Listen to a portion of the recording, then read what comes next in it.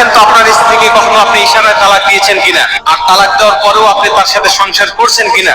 যদি কোনো স্বামী স্ত্রীর মাঝে তালাক হয়ে যায় আর ওই স্ত্রী যদি আবার মিলিত হয়, আবার যদি তারা সংসার করে, তাহলে তাদের আমল নামায় প্রত্যেকটা সময় জিনাহের গুনাহ উঠবে, চোখের গুনাহ হবে, হাতের গুনাহ হবে, সর্বসময় তাদের আমল নামায় জিনাহের গুনাহ উঠতেই থাকবে। দেখেন, মিলায় নেন যে আপনি কখন এরকম তালাক দিয়েছেন কিনা। তালাক মূলত দুই প্রকার, একটা হলো তালাকে সরি, আরেকটা হলো তালাকে কিনায়া। যেটা স্পষ্ট তালাক, তালাকে সরি মানে হলো স্পষ্ট তালাক, আর তালাকে কিনায়া হলো অস্পষ্ট তালাক। যেটা স্পষ্ট তালাক, এই তালাক সম্পর্কে আমরা সবাই জানি, যে বলে আমি তোমাকে তালাক দিলাম বা এক তালাক দিলাম বা দুই তালাক দিলাম, এরকম ভাবে যদি তালাক দেয় তাহলে সেটা স্পষ্ট তালাক হয়ে যায়। এক্ষেত্রে তার নিয়তের প্রয়োজন হয় না বা কোনো সাক্ষীর প্রয়োজন হয় না, তালাক দিয়েছে বাস তালাক হয়ে গেছে। আর যেটা তালাকে কিনায়া, যেটা অস্পষ্ট তালাক, এই অস্পষ্ট তালাকের ক্ষেত্রে নিয়তটা প্রযোজ্য।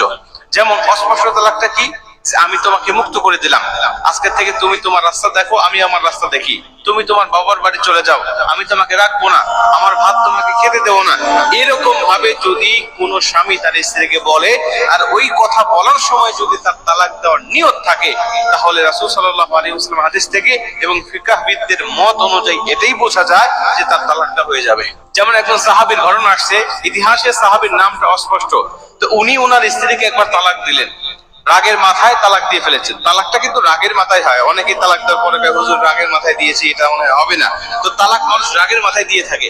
তো সাহাবী যখন রাগের মাথায় তালাকটা দিয়ে ফেললেন, কিভাবে দিলেন? অস্পষ্ট তালাক দিলেন, তালাকে কিনায়া, যে আজকে থেকে তুমি তোমার মা বাবার মেয়ে হিসাবে পরিচয় দিবে। মানে উনি বোঝাতে চাইলেন যে আজকে থেকে তুমি আমার স্ত্রী না, তুমি তোমার মা বাবার মেয়ে হয়ে গেছো, বা তোমার বাবা মার বাড়ি চলে যাও।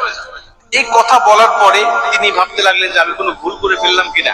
উনি ফিকহবিদদের কাছে গেলেন এবং গিয়ে জিজ্ঞাসা করলেন যে হুজুর, আমি তো এই অপরাধটা করে ফেলেছি, অন্যায়টা করে ফেলেছি, আমি কি করতে পারি? তো ফিকহবিদরা তখন বলতে লাগলেন যে এই কথাটা বলার সময় তোমার নিয়তটা কি ছিল? তুমি কি তাকে তালাক দেওয়ার নিয়তে বলেছো, নাকি তুমি এমনিতে বলে ফেলেছো?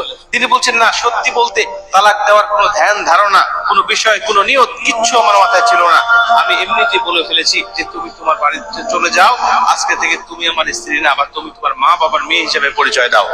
এই কথাটা আমি বলে ফেলেছি, এটা তালাক দেওয়ার নিয়তে বলি নেই।